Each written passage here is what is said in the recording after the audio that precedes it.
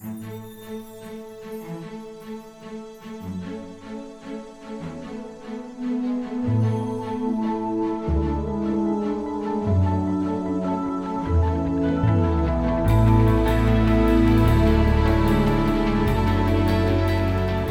acknowledge our university and community supporters. The University of Iowa's international programs, the University of Iowa Honors Program, both contribute vital time, talent, logistics to this organization. I also want to thank the Stanley UI Foundation Support Organization for their financial support, and today's special financial sponsors, Taxes Plus and Midwest One Bank. Our programs are made possible by the financial support of these sponsors. I'm particularly pleased to introduce Maureen McCue. She's been a friend and a colleague for a long time, but whenever I read her bio, I learn something new. She has traveled, consulted, and worked extensively around the world as a physician, researcher, and peacemaker. And she served as a physician to 500 US and Soviet citizen diplomats during the Cold War who were on a walk from Leningrad to Moscow in the former Soviet Union. She also did research and led medical professionals and female combatants during the Sandanista Revolution in Nicaragua. And in 2005, she met and interviewed Dr. Salam Ismael, the founder of Iraqi Doctors for Peace, for an award-winning film. So she has done many things.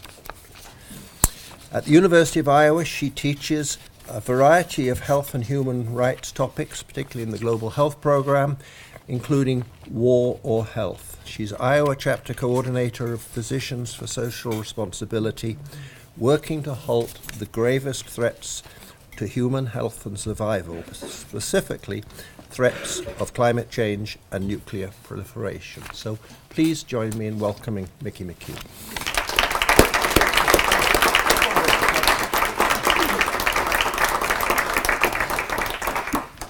Thanks a lot, Chris. And thank you all for coming out. It is a pretty crappy day, so I appreciate it. And I also just wanted to thank my husband, who I made work extra hard today to get ready. So we put together the Do You Knows about 11:30 this morning, so when he would have much rather been feeding the animals. So thank you all. Thank you, John. Thank you, Chris.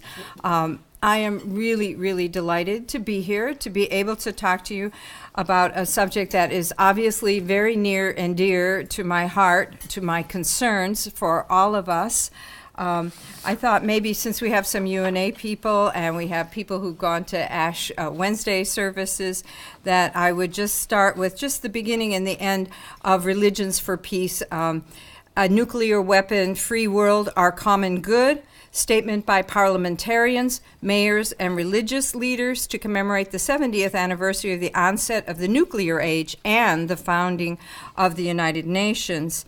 They say, from the ashes of World War II and in the wake of the nuclear bombings of Hiroshima and Nagasaki, the United Nations was established with a common vision to end war and with its first resolution to eliminate all weapons adaptable to mass destruction.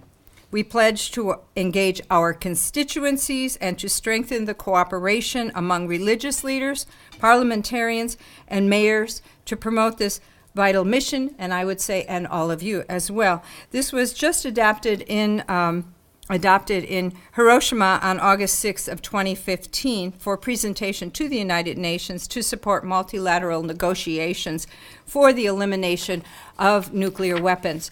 And so it's a reminder that this is both a very old and very new concern. And I did leave some of these reports at the back if anybody's interested. I'll make reference to it later. Oh, okay, so that's all my props. And if at some point, Linda, if you would turn around the other props so people can see it when they go. It has to do with the nuclear weapons ready to fly, currently aimed at Earth right now. So, getting somebody else's computer the down. There we go. Okay, so obviously with so much else on our minds, we have forgotten about nuclear weapons.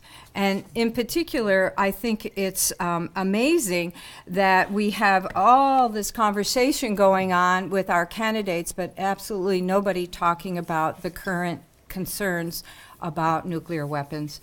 I heard more about Beyonce and her Black Berets the last 2 days. If we heard that much about nuclear weapons, for Christ's sake. I like Beyonce, don't get me wrong. But it's, where's the proportionality in terms of what we get to engage with? So, nevertheless, while we're not talking about it, we do live in the nuclear age. It's in an age right now in which accident, miscalculation, insanity, one wonders about some of the candidates, or intention could lead to devastating nuclear catastrophe. Back in '61, Kennedy reminded us that the weapons of war must be abolished before they abolish us.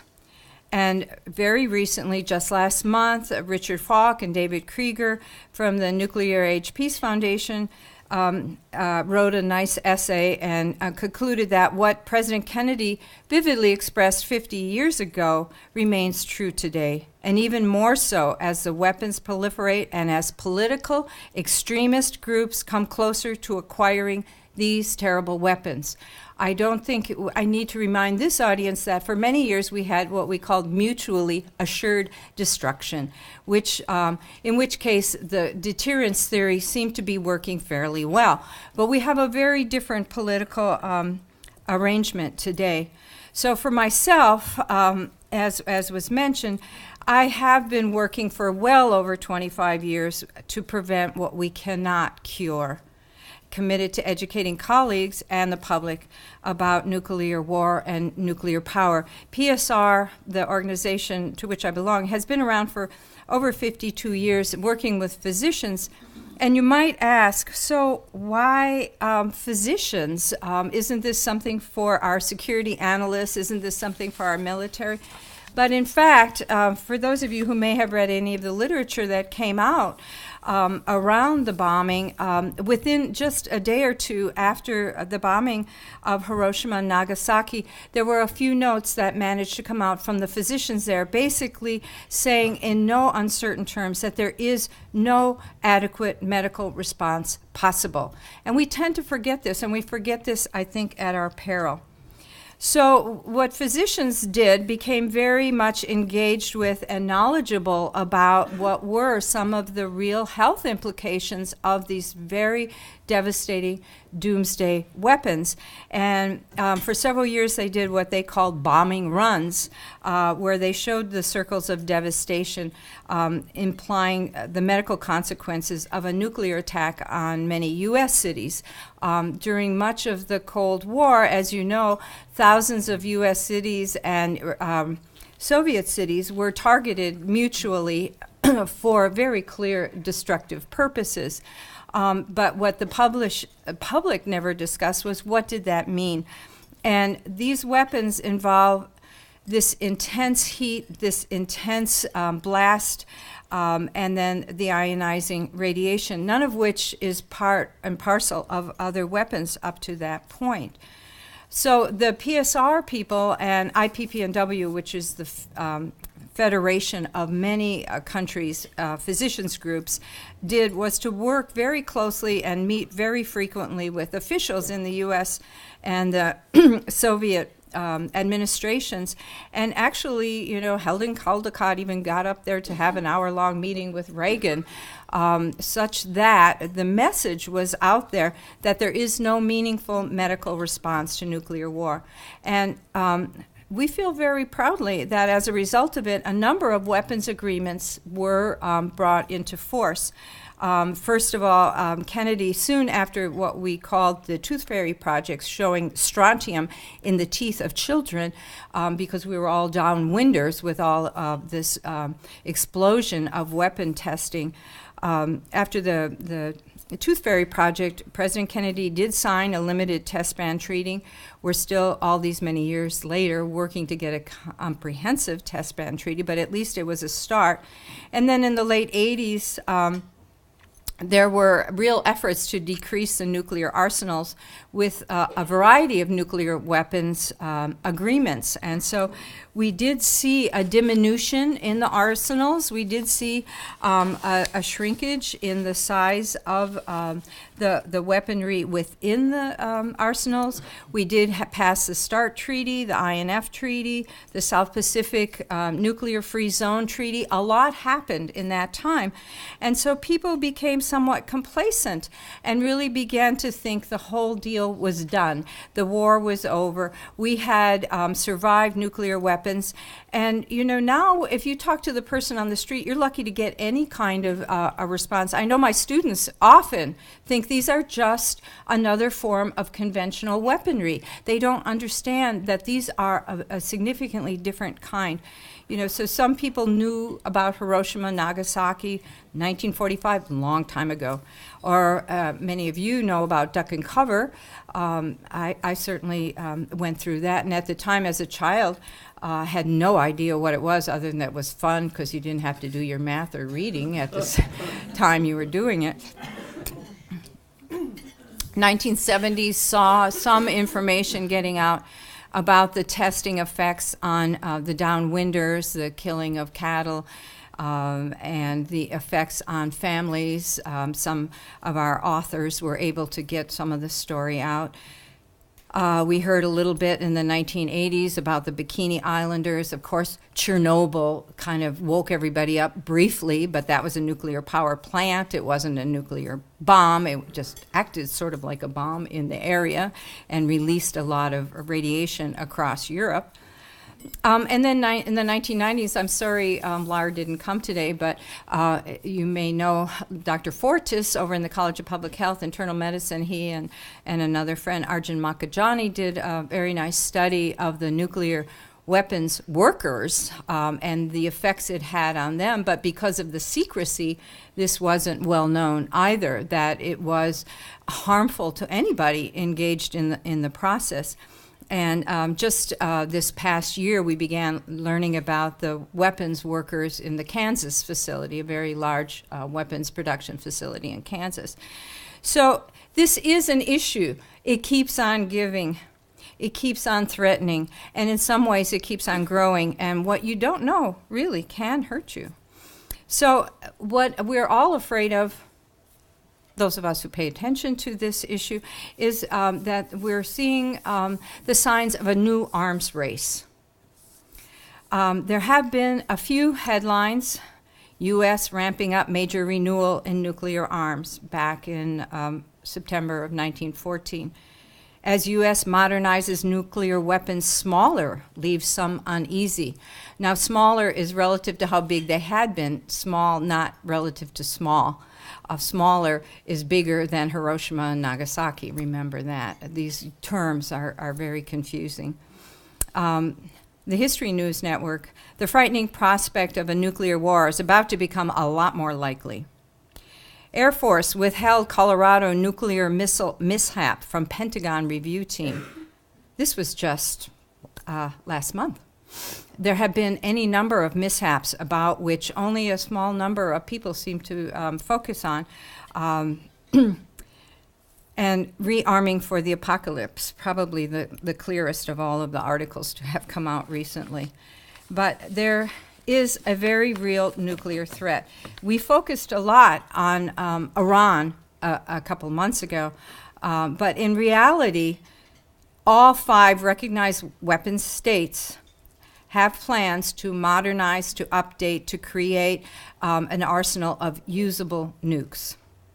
We all know about Pakistan's instability.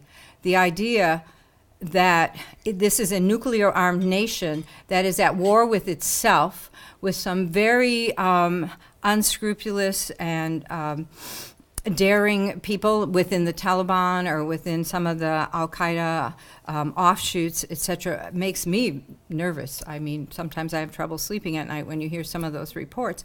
Meanwhile, we have India telling Pakistan, if you don't do this, that, or the other, we're going to bomb you. And back and forth that goes. And India, which has a good navy, is working to have a nuclear missile submarine force. This is going on right under all of our noses. We know Israel repeatedly threatens to bomb Iran, and Israel does often follow up on its threats, so that's somewhat scary. The geriatric obstructionist patriarchy that runs the country calls Obama's efforts to calm things over in the far eastern reaches of Europe on the edges of the former Soviet Union, Russia now, the Federation. That's seen as weakness. Our big candidates are going to make us stronger, going to make us greater and greater. What does this mean? Putin threatens the U.S. threatens Putin. And our nuclear forces remain the pillar of our NATO unity. Meanwhile, these accidents are waiting to happen. We hear about cyber attacks. How many did they say in the last report? Hundreds and hundreds a day of cyber attacks on our weapons arsenal. The corruption where, just a few months ago, one of the leaders for one of the underground forces, who was giving them the tests ahead of time so they could do well on the tests. The missileers, falling asleep with the door jammed open because it has a broken hinge on it down in the pits where the missiles are stored. There are just all kinds of dangerous accidents out there that are very frightening, and somehow we just manage to not worry about them.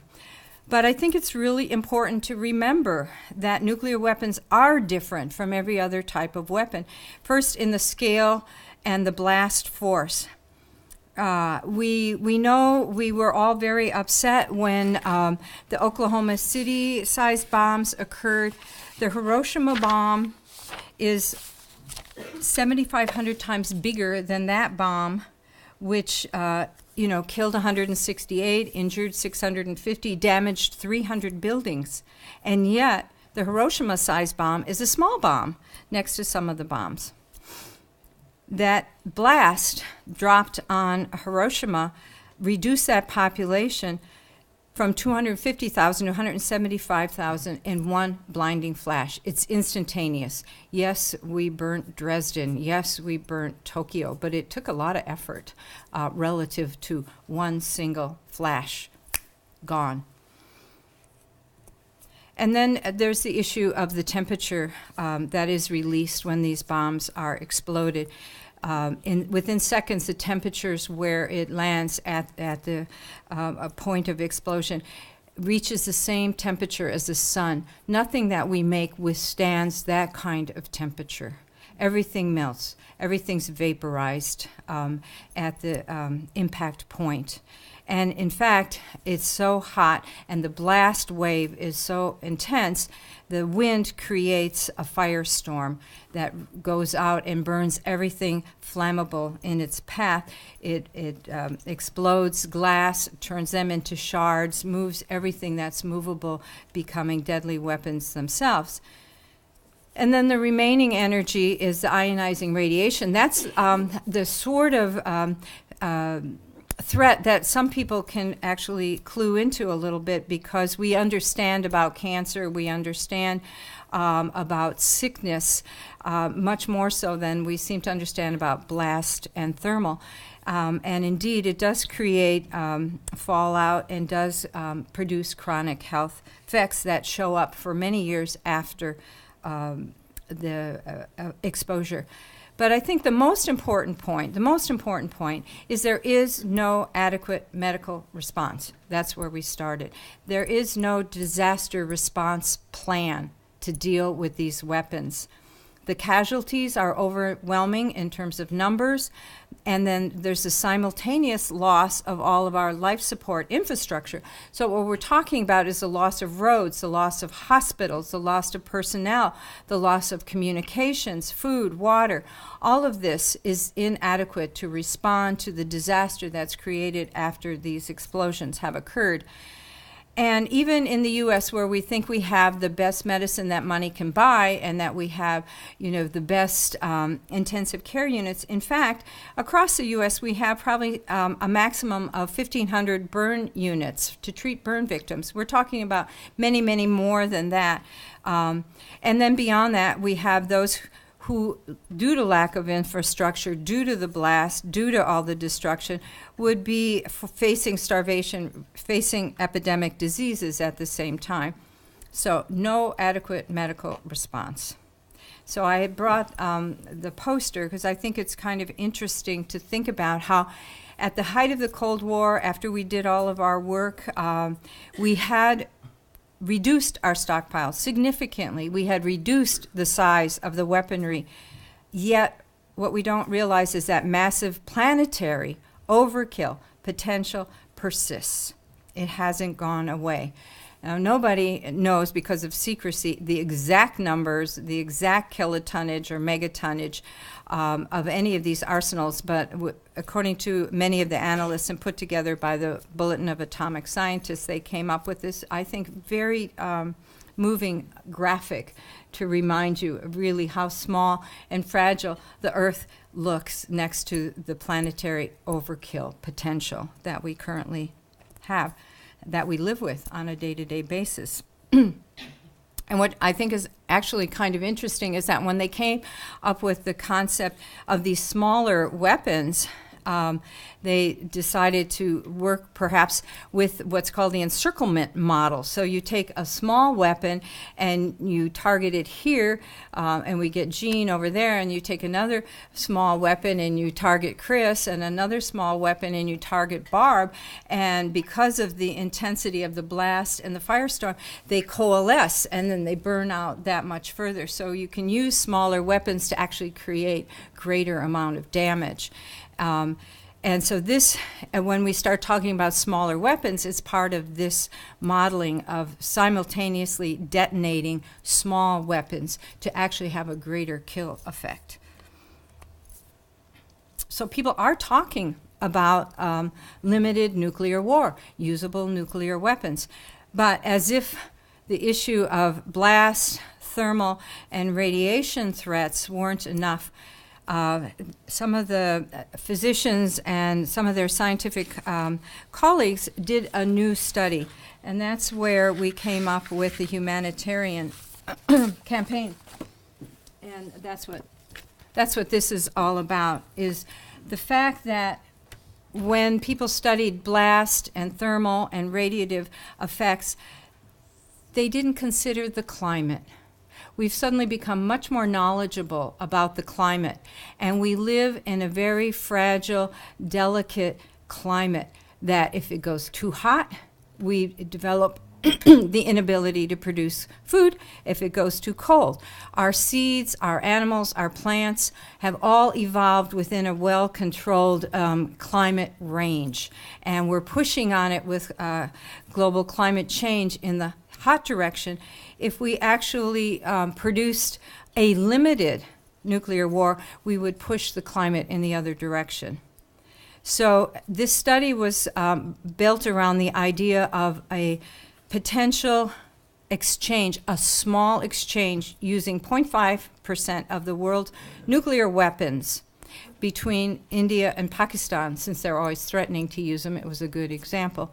And it talked about 20 million deaths immediately in major cities after the detonation of this small arsenal, and that the radioactive contamination then would blow into all the nations around. So nations that are already struggling, Nepal, Bangladesh, Sri Lanka, Tibet, China, would be contaminated. But then came the idea of the global climate disruption. And the studies that were done by Robach and a number of other climate specialists indicate the likelihood of about a decade-long crop loss in the Northern Hemisphere, a decade, not a season, not 2 seasons. And it predicts a reduction of 15 to 30% of the wheat in China, 10 to 15% of corn, soy, and rice in the U.S. and China for at least 10 years. We already have close to 1 billion people who are hungry on this planet. We can't afford to lose that much of our basic commodities. It would really change the balance of relationships between the haves and the have-nots. This all came about because people began to re-look at what happened when the Tambora volcano erupted in 1815 and left the year without summer in 1816, when there was just a 1.25 Fahrenheit degree temperature drop, but it resulted in a reduction of rain. It led to killing summer frosts, doubled grain prices, and contributed to the famine in Germany, Ireland, Switzerland, France, and India at that time. Obviously, there were other events going on that exacerbated the effect, but nevertheless, people do point to the lack of a summer that year following the Tambora eruption. And obviously, an exchange of a small number of nuclear weapons threatens to make a bad situation that much worse. So that's where the current, today's movement for disarmament is coming from, is looking at the whole picture over again, reanalyzing what's happening. So, from our humble beginnings in PSR in 65 to Abolish in 2000, ICAN in 2007, this movement has grown extremely rapidly. We don't talk about it in this country because we're a major nuclear power. But in fact, around the world, this humanitarian impact initiative has moved very rapidly. And it's really high time that the U.S. population become aware and get engaged. Just in March of 2013, 127 nations were represented in Oslo, Norway. This was government representation. This was not NGOs. This was not, flighty peaceniks. This was government representatives. And then in Nayarit in Mexico, they met again just a little better than a year later, but now 146 nations showed up. And in fact, in these first 2 meetings, even India and Pakistan showed up with official representation. But still the U.S., not going to any of these meetings. But in Vienna, in Austria, they did begin to negotiate about what they would say if they would come and so on. And then meanwhile, at the end of 2014, all 33 members of the Latin American and Caribbean states held a summit and called for consensus and claimed consensus in the region, not only regarding the unacceptability of nuclear weapons, but also to be at the forefront of efforts leading to their prohibition and total elimination. So this is growing very rapidly, involving many nations, and it's not a small deal anymore. And while these nations are taking up a stand on nuclear weapons, we also see that the United Nations in more than one event is also putting out statements about the humanitarian consequences and ways to guarantee they're never used again. The Nobel Peace Laureates put out a very strong statement also. And I think what is really telling is that the International Federation of Red Cross, Red Crescent, has come out with a very strong statement as the world's foremost disaster response agency, saying there is no disaster response. We are not joining in the myth, in the deceit of creating disaster response plans, because there is no disaster response plan that's going to work. And they've been very strong about this. The World Medical Association also has condemned nuclear weapons. The medical profession has a duty to work for the elimination of nuclear weapons, urging all governments to work to ban and eliminate them. And then, as you know, the Pope has been very outspoken this past year as well, and in September of this past year also came out with a very strong statement. So the support is growing in all quarters of societies. I think the Conference of Mayors resolution is also a very important thing to consider, calling on governments to participate meaningfully in the International Humanitarian Consequences campaign. That was unanimously adopted. Now, maybe you don't know, but there are many, many, many mayors, including 5 in Iowa, 205 in the U.S., and around the world, almost 7,000 mayors belong to this organization, representing 161 countries and regions. And so this, too, is an influential body. The Marshall Islands, which is where a lot of the testing took place initially, they have filed a suit in the International Court of Justice. Now, the suit was turned down for technical reasons, but it is being reintroduced. It is against all of the 9 nuclear-armed nations. This is happening because the 9 nuclear-armed nations are not moving forward with their obligations to eventually eliminate nuclear weapons. So everybody from many quarters is coming at them. What I think is especially interesting is that even the business community has taken a stand through the Rotary. I spoke to the Rotary a few months ago. Al Jubitz, who was the founder, he's now been replaced by a new guy whose name I can't recall, of the Rotarian Action Group for Peace, is calling for Rotarian action on an international basis. The AMA has now come on board as well. Resolved, our American Medical Association urged the U.S. and all national governments to continue to work to ban and eliminate nuclear weapons. In fact, as I recall, they even put money into the hopper for people to do education at the medical schools about the serious issue of nuclear weapons. So given this powerful coalition of state and non-state actors, pressure is growing for the U.S. and other nuclear states to eliminate their arsenals. They've taken a few interesting retaliatory actions. I'm not going to go there, but just want to build for you this picture of a very intense movement that is going on around the globe. So today, the latest is the UN's position at this point. They have adopted a resolution to convene an open-ended working group to address concrete, effective legal provisions and norms to get to a world without nuclear weapons, to make recommendations on what to do. They did just meet a week or two ago. They set up a schedule for the rest of this year so that they have become very active in this movement as well. Yet and still, and we've been hearing it for weeks and weeks and weeks in this presidential campaign, nuclear weapons modernization, upkeep, support, the idea that this is what makes us great, it continues. It continues without let up. And there is a budget plan to be spending about $3.5 trillion over the next 10 years. This is not money that comes from outer space. This is not money that comes from the business communities. This is money that comes from you and me, and even you, Chris. This is money that Johnson County is paying for. Each Johnson County resident pays yearly $189 to support this arsenal that the world says we need to abolish. This is money that could be paying for our schools. Somehow the governor doesn't think we have enough money for our schools. This is money that could be spent for roads and bridges, to create new clean energy sources, to create a healthier environment, to pay for our health care.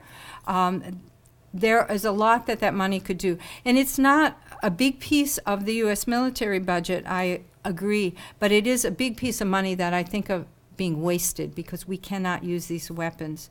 So in fact, the true cost of the nuclear arsenal is being borne by our children, by our environment, by our infrastructure, and ultimately by putting our survival at risk.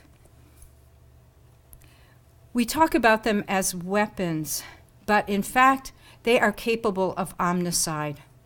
They are capable of producing the death of all. This whole arsenal is justified by the belief in the effectiveness of nuclear deterrence. Yes, we have not killed each other yet. But this is a theory. This is a hypothesis. This is not fact. To err is human. Humans are fallible, prone to error. We don't have room to err in this area. Conventional thinking about the way weapons destroy regarding blast, fire, and radiation are treated as if they were manageable. But in reality, now that we know they also affect the climate, these are really instruments of annihilation. This is mass suicide. They place all complex life at risk of extinction because of their particular capability to cause a nuclear weapon, nuclear winter, sorry. So this is a new way to think about it, and perhaps a new way to begin to turn back the clock, to establish some control over this arsenal and to eventually abolish it.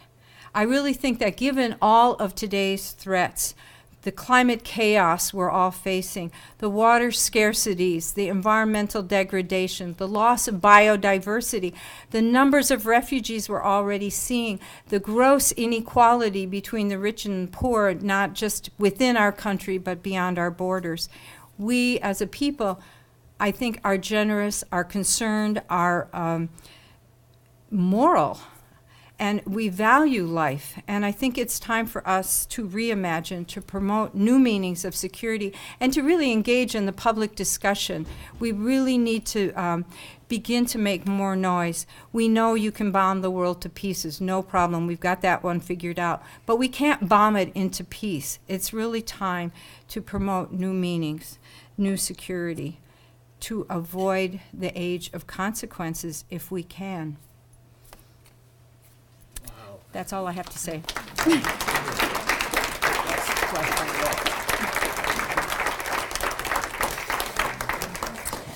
think the bulletin of the atomic scientists maintains a clock. Currently, how many minutes are we away from doom's time?